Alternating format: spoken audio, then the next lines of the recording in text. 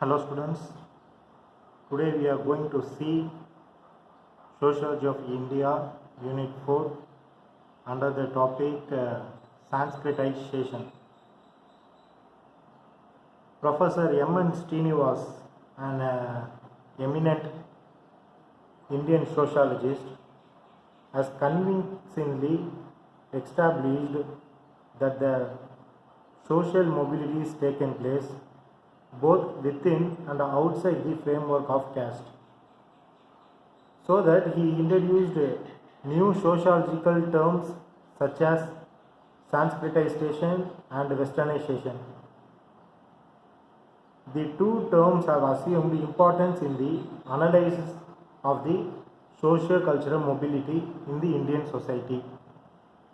Firstly, we are going to see about Sanskritization. The term Sanskritization was introduced into Indian sociology by Professor M. N. Srinivas. The term refers to a process whereby people of lower caste collectively try to adopt upper caste practices and beliefs as a primary step to acquire higher status. Thus, it indicates a process of cultural mobility that is taken place in the traditional social system of India.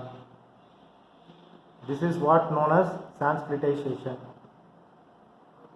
Introduction. M. N. Srinivas, in his study of the Cooks in Karnataka, found that some lower caste, in order to raise their position in the caste hierarchy, adopted some customs and beliefs of Brahmins because they are the one who is higher in position of hierarchy, and gave up some of their own which was considered to be impure by the higher caste people. For example, they gave up meat eating, drinking liquor and animal sacrifice to their deities. So by imitating Brahmins in matter of dress, food and rituals, they become strict vegetarians like the Brahmins, begin to wear sacred threads and arrange marriage from among themselves on a model of Brahmins. In this way, by adapting the Brahmins' cultural and rituals so that they can be get higher in the hierarchy scale. The lower caste people, when they started to imitating the higher class, in that manner the Sanskritization begins. Definition. Sanskritization is the process of mobility of lower caste by adapting vegetarianism and teetotalism to move in the caste hierarchy in a generation. This definition is said by M. N. Srinivas. It is nothing but Sanskritization. It is a process of moving of lower caste people by adapting the vegetarianism and teetotalism, such as adapting the practices and values which is being followed by the higher person who have been there in a hierarchy scale.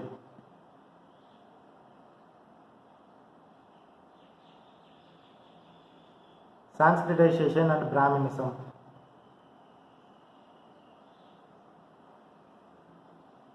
Sanskritization is a broader term and it can be included in itself the narrower process of Brahminization.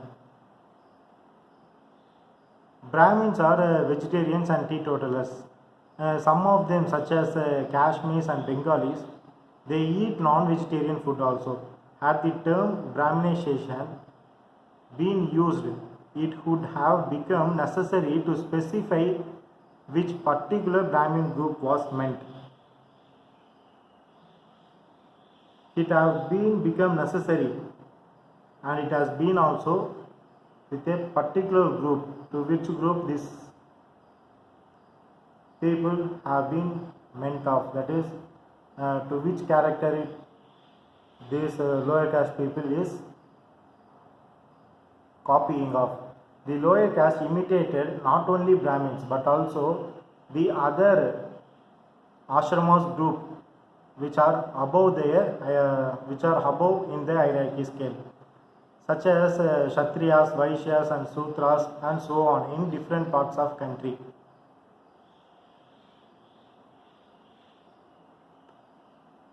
Some of the analysis of process which is carried out in Sanskritization. An analysis of the process Sanskritization would reveal to us the following aspects. Sanskritization as the process of imitation. This Sanskritization denotes a process in which the lower caste try to imitate the lifestyle of upper caste in their attempt because to raise their social status in their particular society. This process seems to be associated with the role of local dominant caste. Though the lower caste for some time imitated Brahmins, they soon shifted it towards the local dominant caste, which is the most cases was non-Brahmin dominant caste, because when the low caste people started imitating the higher caste, they started to imitate the local groups who have been there in the higher scale. Some of the other areas of Sanskritization who have been imitated or Sanskritization. Some of the areas of imitated or Sanskritization. Firstly, rituals. Some of the low caste Hindus imitated the rituals of Brahmins, such as their way of observing festival, Vedic mantras, visiting the place of pilgrimage or fixing marriages and so on. These ways, some of the common rituals which is being used by only Brahmins, these have been imitated by the lower caste people. And secondly, marriage system. The practice of pre-puberty marriages was common among Brahmin sometimes ago actually. It was common in Brahmin culture for pre-puberty marriages, that is child marriage like on. Marriage among them was regarded as an it is a kind of a bond which has been there, and widow marriages was not allowed in the Brahmin culture. The very presence of the widow was considered as a bad woman, because when a woman got a widow in very presence, the particular community started to neglect that woman as a woman, bad woman. Though such practices were not there among the lower caste, even though they started to imitate the same concepts on the model of the Brahmin. And the third area is treatment of women. It is nothing but women among the high caste were assigned only as a secondary position. Due to Puranic benefits and restriction, especially among Brahmins, women were considered to be polluting during menstruation and childbirth, and were expected to be subservient for their men folk in all respects. Though the low caste had given comparatively better freedom to their women folk, their imitation of a Brahmin model made them to give harsh treatment and very low status for their women in the particular community. In those days, the low caste people will respect and treat the woman in a same way. But when the Sanskritization or imitation is begun in that particular community,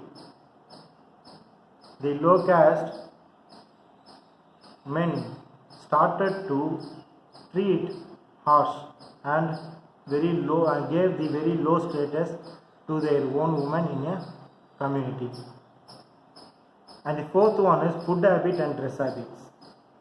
Brahmins have been vegetarians and teetotalers since a long time.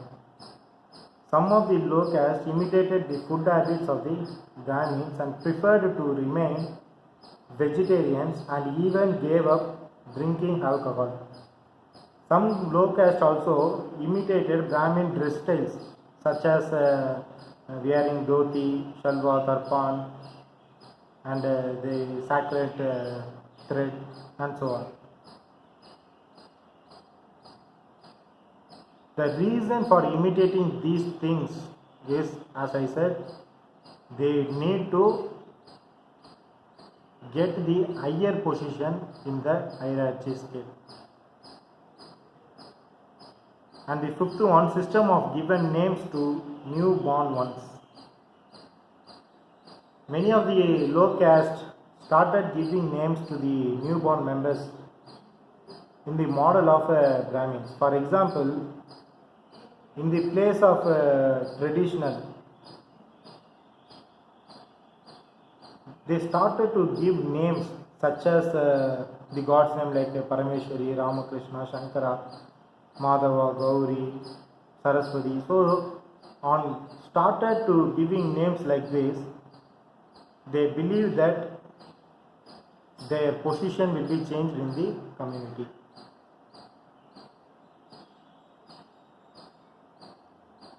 And the sixth one is ideas and values.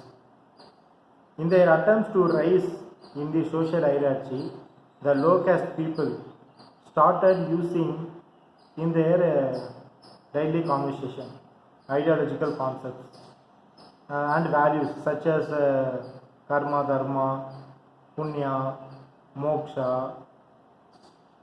These are all the Sanskrit words, these are all the Sanskrit literature which is being used only by the Brahmins, because they are the person who have been born from the mouth according to the Varna system.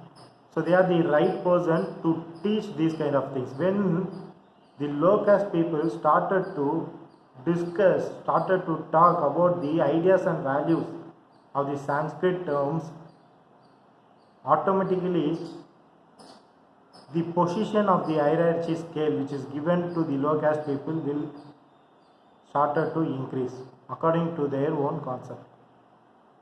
So these are the 6 areas which have been imitated by the low caste people or which have been Sanskritized by the low caste peoples. And the third thing we are going to analyze is precondition of Sanskritization. A careful observation of this process could reveal to us some of its preconditions. It is nothing but the imitated caste is normally regarded as a superior to the imitating caste in ritual status, economic matters, respectability and social prestige. Caste taking part in the process of Sanskritization must have the will to increase its social status. To increase its caste taking part in the process of Sanskritization, that is, in the process of imitation, must have the will to increase its social status also.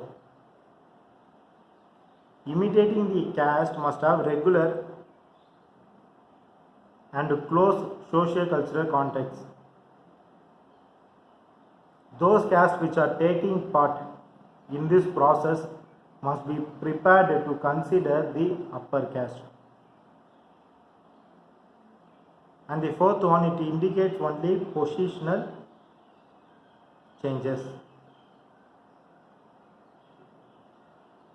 Mobility that is involved in the process of Sanskritization results only in positional changes. But for a particular caste or section,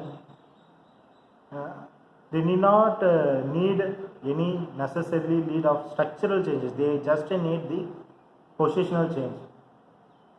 It means while individual caste move up or down, the structure will remain same, but the position of the hierarchy will be varies. That is what it is indicated here in positional change. And nextly we are going to see some of the criticism. Criticism is nothing but some critical comments which is being emerged for the Sanskritization. Though the concept Sanskritization introduced by Professor M.N. Srinivas has been regarded as a significant contribution to the sociological literature. Number of comments have been made about the term by the scholars. In that, the first thing which was said by J.F. Stahl, Sanskritization as used by Srinivas and other anthropologists is a complex concept or a class of concept. The term itself seems to be misleading since its relationship to the term Sanskrit is extremely complicated.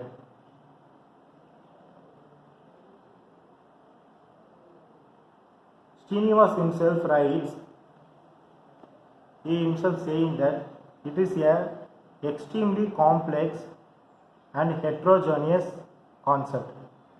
It is even possible that it should be more profitable to treat it as a bundle of concepts rather than a single concept. The important thing to remember is that it is only a name for a widespread cultural process. It could be said that in view of the closeness of the concept, it fails to lead any constant theory of the social change. Professor M.N. Srinivas himself saying that this Sanskritization is extremely complex and heterogeneous concept. It is very vague concept. It is even possible that it should be more profitable to treat it as a bundle of concepts rather than a single concept. We need to see it in a different way. That is what he is saying. We need to treat it as a bundle of concepts rather than treating it as a single concept. The social change is the major thing which is being denoted in this concept Sanskritization. The people of lower caste started to think about the social change. This Sanskritization has been emerged. Basically, the major thing of Sanskritization is nothing but people who have been started to adapt the concepts, values and the practices who have been in the superior position. When they started to do so, when they started to imitate this concept have been emerged. The Sanskritization, it has been criticized by many of the other anthropologists or sociologists.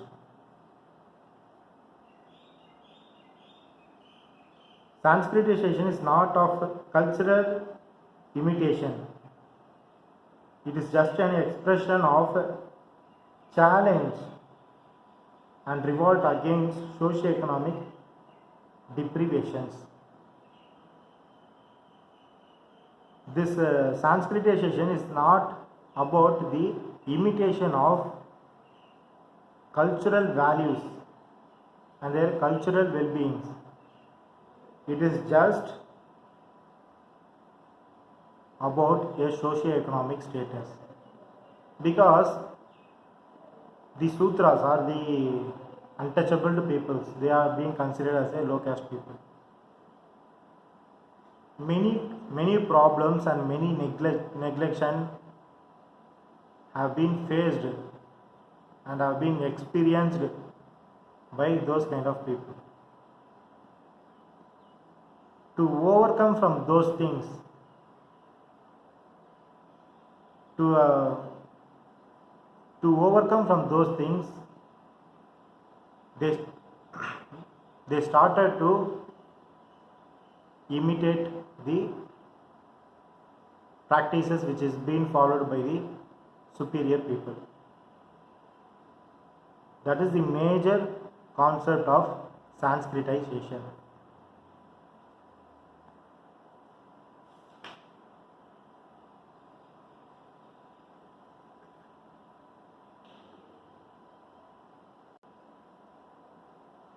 Social mobility is an inseparable aspect of the modern society. It does not mean that all societies provide equal opportunity for mobility. The tempo of social mobility is also not the same everywhere. Hence, some societies are said to be more mobile than others. The Indian society is also experiencing comparatively a high rate of social mobility right now. However, there prevails a benefit that Indian society, which is having caste as a dominant form of social stratification system, is relatively rigid and does not favor mobility. Such kind of unfounded views are more relevant nowadays. Social mobility seems to be very intense in India, especially as at the beginning of this 21st century. Individuals are normally recognized in a society through the status they occupy and the roles they have been enacted. Not only the society is dynamic, but also the individuals are also dynamic. Men are normally engaged in endless endeavor to enhance their status in a society. Move from lower position to higher position, secure a superior job in the place of is a inferior one. For various people, for various reasons, people of higher status or position may also be forced to come down to a lower status or a position. Thus, people in a society continue to move up and down as the status of scale. This status is known as a social mobility. To enhance this social mobility, this Sanskritization has been performed a major role. As if we seen before, this Sanskritization helps, this theory helps to create a social change in the position of an individual, the social status of an individual, but it won't change the hierarchical position. That is the main thing. Whatever the changes have been happened with a particular community or with a particular caste or a group, Varna group, their status of the economical status or social status could have been changed, but even though the hierarchical status cannot be changed by this Sanskritization or imitating the values or customs that have been used by the higher people, those who have been in the hierarchical scale.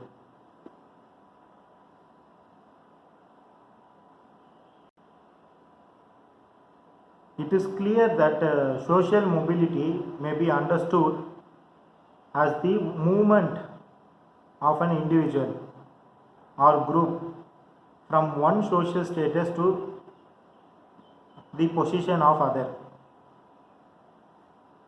For example, the poor people may become rich, the bank person may become bank officer, the farmer can able to become a minister, and like that the ruling class may be turned out of a office and so on. These kind of mobility, these kind of movement,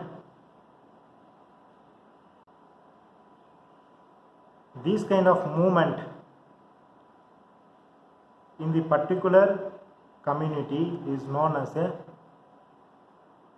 social mobility. And with that, the Sanskritization has been, I like to conclude the topic of Sanskritization. We had seen why the Sanskritization has been emerged. It has been started due to the social mobility, to get the higher position, to get the hierarchically good position in a community level. Due to that only the Sanskritization has been emerged.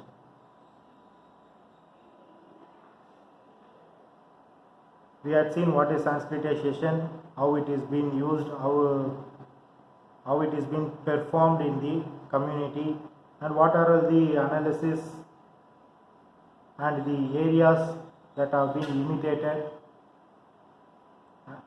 And we also seen the criticism which is being said by